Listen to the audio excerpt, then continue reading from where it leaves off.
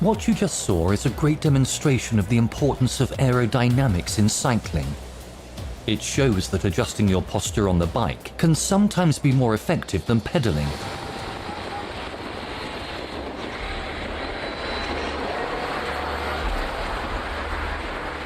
Since the 90s, there have been many attempts to come up with the ultimate position for descending. Riders tried to be creative. Some were more effective than others, as shown by a group of scientists from Belgium in this research. Chris Froome's famous descending position is slower than Marco Pantani's iconic style, but they both lag behind the supertuck that was invented by Matej Maharic, which is 17% faster than a regular position. He's sitting on the top tube. I've never seen anything like it. Still, none of the above stands a chance against this one. On this descent, this rider and the rest of the group were going at exactly the same speed before he transitioned into what cycling fans call the Superman position, and it did magic. This extremely aerodynamic position allowed him to descend 24% faster than the rest. He streamlined himself to drastically reduce his frontal area, which consequently reduced the amount of air friction and allowed him to pick up speed from the gravitational force on this descent. In this case, a speed that wouldn't be achievable by just pedaling. However, this posture and many others, including the Supertuck, have been banned from professional racing by the UCI since April 2021.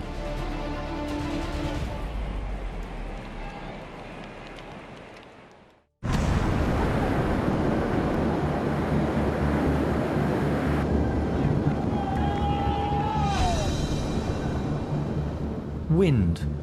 It can either be your best ally or your worst enemy.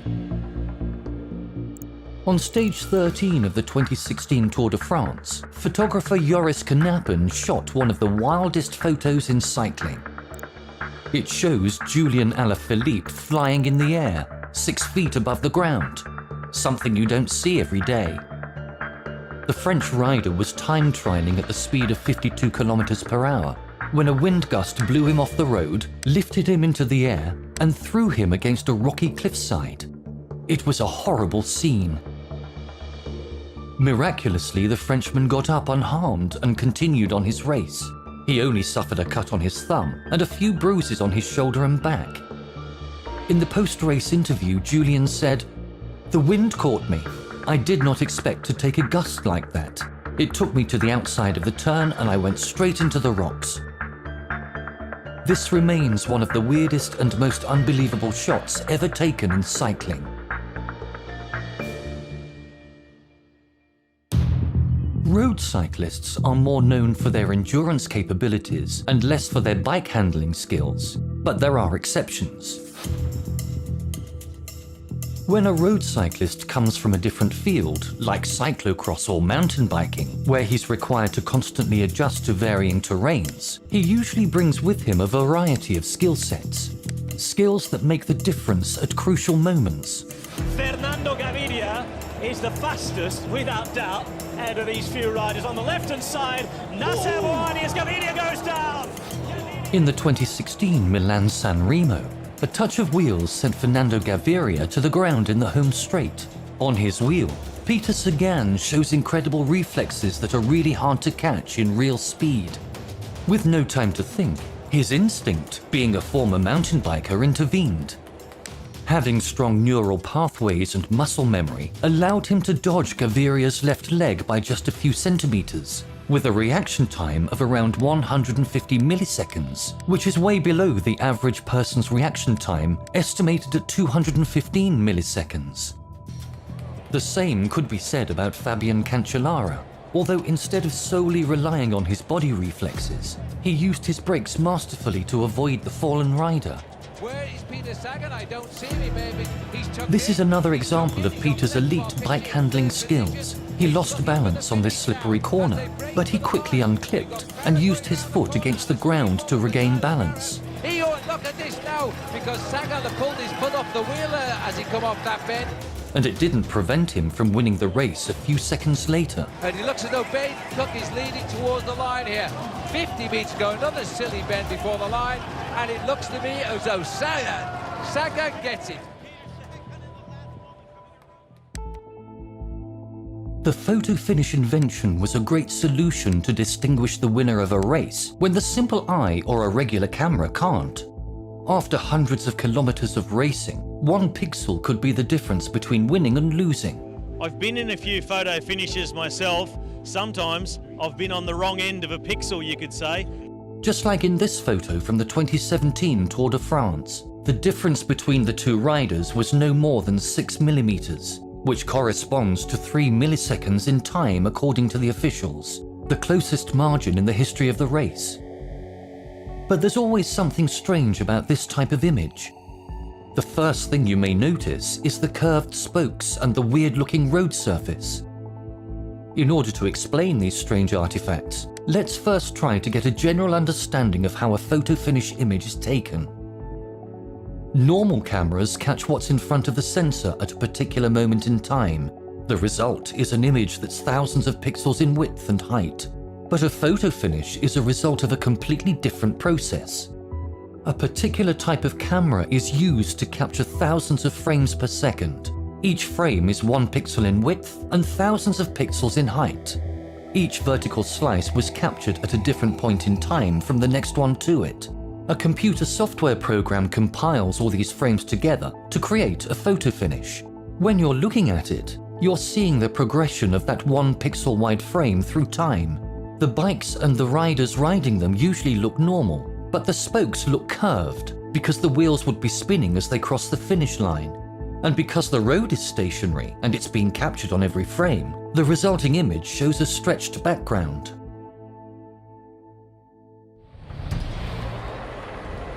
It's the penultimate stage of the 2002 Tour Down Under. A 21-year-old Michael Rogers has managed to get himself into a strong breakaway group in the hope of getting the race's overall lead. Look at that. The yellow jersey is at 6 minutes. It's all over for Fabio. In yellow. So far, his plan was working very well, until one of the in-race motorcycles destroyed his bike in a collision. Michael Rogers has thrown his bike to the ground. He desperately needs one quick. He's got one.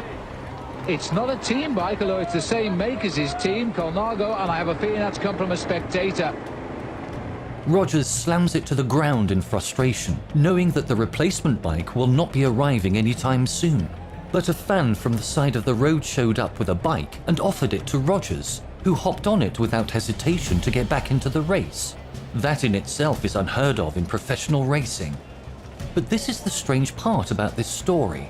Out of thousands of other possibilities, Rogers' original bike and the one he borrowed from the side of the road were identical in almost every aspect. Except for the custom paint job, the two bikes share the same manufacturer, same module and same size, and it came with compatible pedals as well.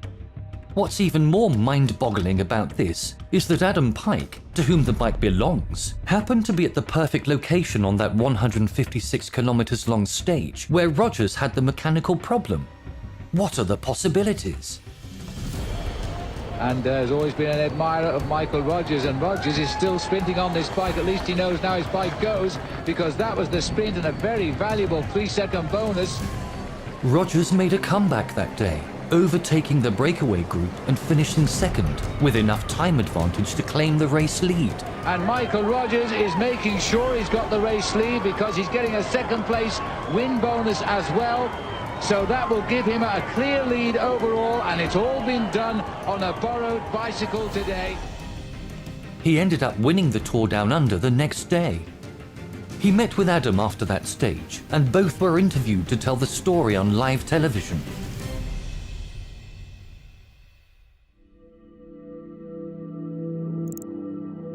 At first glance, it looks like one of those video game glitches. Some jokingly said that the wheel sunk into a patch of quicksand. But this image is not fake. Taken by photographer Christian Hartmann at the end of stage 4 of the 2010 Tour of Switzerland, this photo shows a moment before disaster.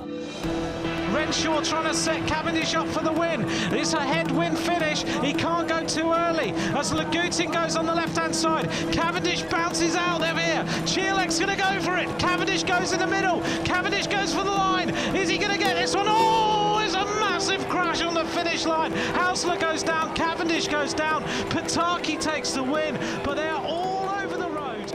HTC's Mark Cavendish was going head-to-head with his rival, Henrik Hausler, in the sprint when their front wheels touched at well over 65 kilometers per hour. Look at this, Cavendish and Hausler, there's nowhere to go. They just lean on each other, and Cavendish at maybe 40 miles an hour. Both went down in front of a charging pack of riders, resulting in a massive pile-up.